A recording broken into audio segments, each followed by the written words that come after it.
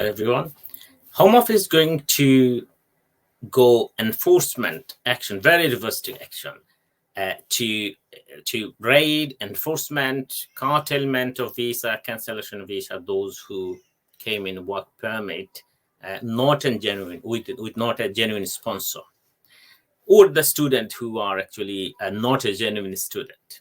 The reason why this presumption is, probably you have seen, I think 2-3 weeks before, the BBC has broadcast a undercover report where they interview one of the skilled worker from, so far I know, is from Sri Lanka.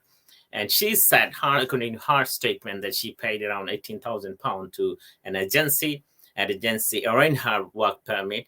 At the airport on the day of flight, she met with a man who she never seen, and was told that her dependent and that person came into the Heathrow airport as a husband and passed the the security immigration. So basically the third presumption was, or BBC undercover presumption report was, that the agent basically arranged her work permit at the same time, a dependent from where they take basically a very large amount of money to smuggle for the foreign worker in the UK. Now, this is what the reason. If you look back in 2012, when BBC reported about TOEIC exam, it was a Panera program, undercover program. After that, about nearly 50,000 people was affected. Those who even not commit any fraud, their visa was curtailed, British citizenship was cancelled, ILR was cancelled, and many students was deported, and people was suffering. After they spend 10 years, they get the ILR, and Home Office say, well, you commit a crime or a immigration offense, therefore your ILR was curtailed, citizenship was refused. So from that experience, and from the previous as well, when BBC reported, this actually designed, the current work permit system, the Home Office policy is not sufficient to protect the smuggler, the criminals, and because people taking this advantage. And Home Office basically in some point say, this over, what we need, we cover, now let's go stop it. And then they will start it. Okay, so what they're going to do, in my opinion, they're going to go enforcement action first against the employer. So those employer who basically sell the work permit by way of 15, 20 or 30,000 pounds, the Home Office will curtail all the employer license. People not understand it. The reason is that the people are not getting the advice from the lawyer. They're taking advice from the agent. And because of this, they're paying 20, 30,000 pounds for a work permit. So once the Home Office will cancel the license of the employer, all the employee who are work on a skilled worker visa under that sponsored license, they will be overstayed. Might be Home Office will give you a letter for 60 days. Within these 60 days, you need to leave the UK or switch to another visa. Many students came in the UK. Either they're not going to university or they're looking for something else. For you as well, more likely the university will report to the Home Office, and Home Office will curtail your visa. You'll get a 60 days later. Now, what you can do at this point? Many people have a presumption that, well, Home Office said 60 days, but my BRP is valid, therefore I'm not an overstay, I'm entitled to work and exercise all my rights under the immigration law. Now, as soon as the Home Office curtail your visa, it doesn't matter you have a BRP card or not. So today, my purpose of this video, what actually you can do in this circumstance. First, this is a warning message, especially for those skilled workers who are being basically not skilled or skilled, but you get your sponsored by any other means, illegal means. For you and those who are planning to do it in near future, please restrain yourself from these types of activities. I have consulted a couple of a candidate. I mean, those who already switch visa. And from my experience, I seen the employer abuse them. They're supposed to work 40 hours. They are working now 30, 70, 80, 90 hours, sometime even. And they can't say no because, you paid a lot of money. And if you say no, employer say, okay, goodbye. And you lost all this money. So your future is there.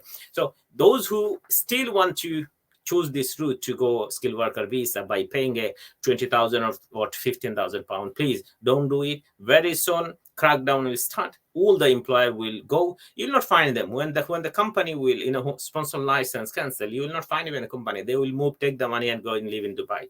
That's what did in during 2009 to 2015. Many colleges. Whitechapel was around 10-15 colleges, and all the people colleges was closed. These people are living in Dubai and somewhere else, make huge amount of money from the pocket of students. So this employer, one day you will not find them as well. Now, my second part of this video, I'll speak what you can do if your visa curtailed by the Home Office or your employer or university. What you need to do? Well, some students, basically what they're doing, they're basically claiming asylum. I'm against it. If you are not in a situation, if you are not entitled to in a claim as a refugee under Refugee Convention Article 1, you shouldn't make this asylum. Because, say for example, many students from Bangladesh, they are claiming that I'm used to do a political party where I will be fear of persecution. Well, this is actually, the Home Office caseworker, Home Office, they know very well the situation of Bangladesh. And when you came here in the UK, you said you gave a statement that, well, I have 10,000 pounds, I have so and so, I want to get a good UK degree so that I contribute to my country and return and change the country. Now you are making a different type of statement. So those students who are getting asylum, getting means you claim an asylum and you get a ARC card with a permission to work, and you are thinking, oh, I'm successful. This is not to be the case. You are destroying your future. You know what? I'm sharing this is from my professional experience, and I'm advising for you to understand and to consult with a reputed lawyer. What information you are getting me, go pay £100 or £200, speak to a reputed lawyer that what I said is true or false. Don't go to a gent. They are not qualified. Don't go to someone who claimed to be immigration case worker so and so. Don't go to them. Go to an experienced lawyer, reputed lawyer, right? Go to them and then get advice. So what you can do, don't go to the asylum if you are not qualified. Go to a lawyer who is experienced about human rights law, asylum law. Tell the truth and get an advice. Okay? Asylum is not an option for me if, as I said, if you are not qualified under Article 1 of the Refugee Convention. So what are the options? Yes, you have a couple of options which depend on your circumstance, and it depend on case by case, circumstance by circumstance for each people.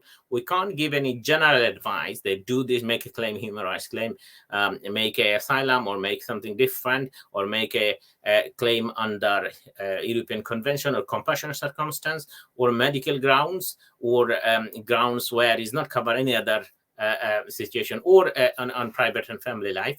What you need to do, you need to tell your story, your background, your fear, your connection, tie with this country, other country. This is the one option. You can consult according to your circumstance. Other option is you can explore to the UK, find a new employer within these 60 days, switch to skilled worker visa.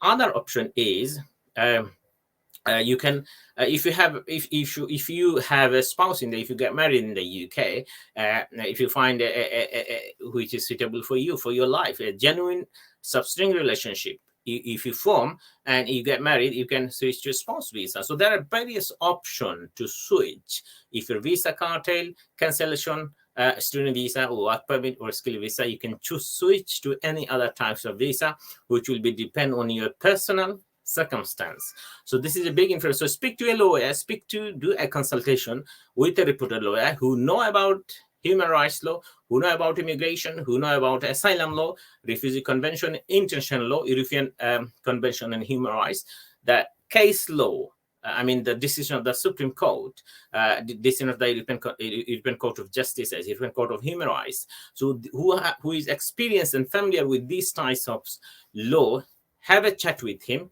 book an appointment, spend some money for the consultation, and then make a decision which is right for you, right for your future, and right for your family.